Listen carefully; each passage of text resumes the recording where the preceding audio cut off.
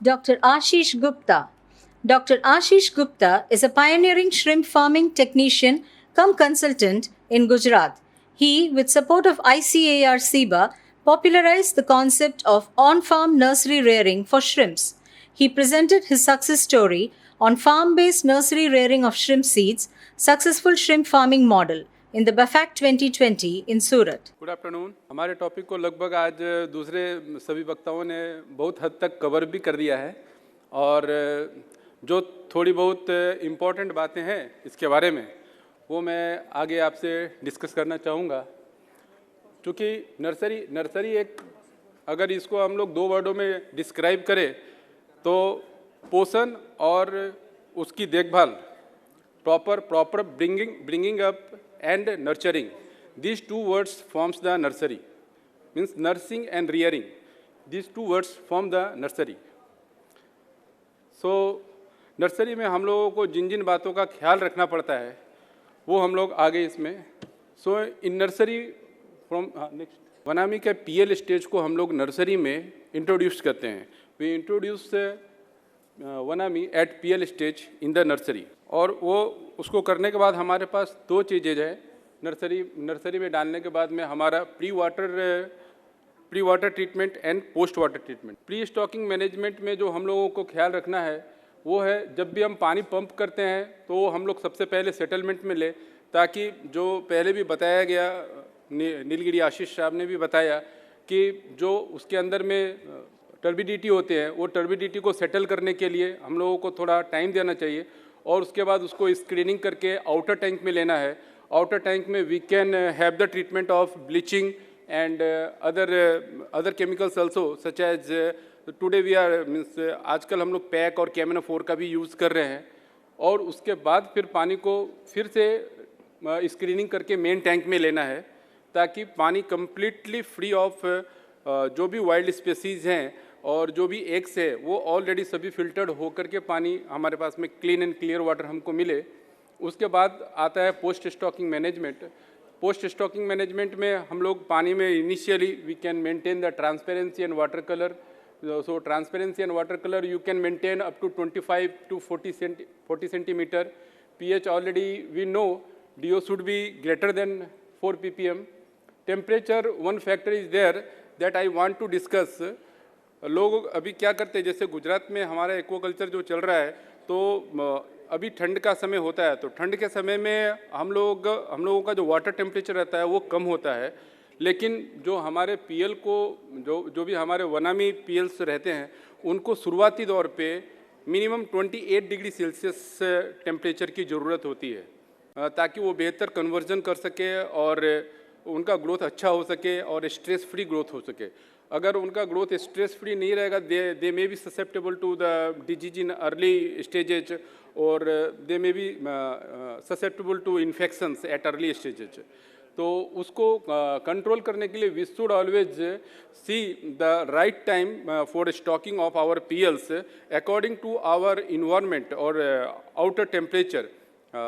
आजकल जो भी हम लोग नर्सरीज बनाते हैं तो नर्सरीज ऊपर से अगर कवर अप कर रहे हैं तो वो कवर अप अगर नर्सरीज किए हुए हैं तो भी हम लोग टेम्परेचर को we can maintain that temperature but we should always take care of that temperature that during our stocking it should be maintained near about 28 degrees Celsius. That will help for your future growth and multiplication of this seeds.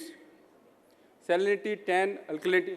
एक बार stocking हो जाने के बाद हमारा जो उसमें सबसे main issue आता है that is of feeding and aeration. तो feeding and aeration is the main factor जो कि आगे के जो भी रिजल्ट होते हैं उसको उनके आधार पे ही हम लोग निर्धारित करते हैं कि किस तरह से हम लोगों को आगे ये करना है। तो सबसे पहले जो हम लोग का स्टॉकिंग होता है वो almost that is we are doing हम लोग अपने फार्म पे 500 pieces per metre cube per metre 500 pieces per metre square we are doing stocking. हमारा दो नर्सरी है, दो नर्सरी में हम लोगों ने एक जगह 1 million and one place we have done 1.5 million stocking. So इन दोनों जगह पे हम लोगों ने फीडिंग का भी रेशियो देखा था। तो फीडिंग का रेशियो अगर हम लोग उसमें बराबर अच्छे तरीके से रखते हैं तो वो फीडिंग का रेशियो डिसाइड करता है कि हमारा जो आगे का जब ट्रांसफ़र होता है तालाब में सीड्स, तो उसका परफॉर्मेंस कैसा होता है। वन नर्सरी में हम लोगों ने थोड़ा अंडर फीडिंग किया था और that under feeding was that was accidentally, that was not done according to us, but actually our farm supervisors, they have accidentally overcome that system, and they done underfeeding in one of our nursery. But in latter culture, that seed performed well in the culture system, because it was not so much infested by some vibrio loads or other infecting bodies. So it performed very well at that time. So I want to focus that feeding should be done very cautiously in our nursery management system, and we got in almost both hatcheries, both nurseries, more than 90% survival. That was our findings. Now next. So our findings, this is positivities and negativities are of, हर एक चीज़ के दो पहलू होते हैं, positive and negatives. तो positive से नर्सरीज़ की ये हैं कि अगर नर्सरी कल्चर कर रहे हैं तो हम तालाब में उतने दिन का कल्चर को रिड्यूस कर सकते हैं, जो कि विब्रियो ससेप्टिबिलिटी को कम कर सकता है।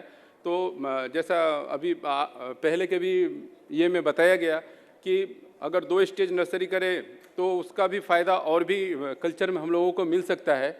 निगेटिव्स अगर नर्सरी का देखा जाए तो हम लोगों को well trained technicians and well infrastructure चाहिए। अगर वो इंफ्रास्ट्रक्चर और टेक्निकल्स जो भी है, अगर उसको केयरिंग करने वाले अच्छे से नहीं रहेंगे तो वो अर्ली स्टेजेज में इन्फेक्शन आ सकता है।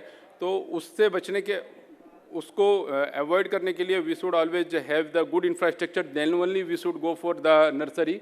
और जब नर्सरी हम लोग करते हैं तो जो अभी का एक सिस्टम है कि हम लोग जो पानी ले रहे हैं और पानी छोड़ रहे हैं, तो वो हमारे पास में एक ही क्रीक में हम लोग पानी लेना भी है और एक ही क्रीक में हमको पानी छोड़ना भी है। तो जब शुरुआत में ही हम नर्सरी का पॉल्यूटेड वाटर, क्योंकि ये हाई डेंसिटी कल्चर होता है, तो इसका अगर हम लोग जो पानी छोड़ रहे हैं तो वो पानी को हम अगर ट्रीट करके छोड़े, बिना ट्रीटमेंट अगर करके छोड़ते हैं, तो that is also negative part, that we are infecting our creeks at the initial stage. तो वो पॉइंट को अगर केयर करते हुए हम लोग कल्चर करें, then we can come up with very good culture. Thank you.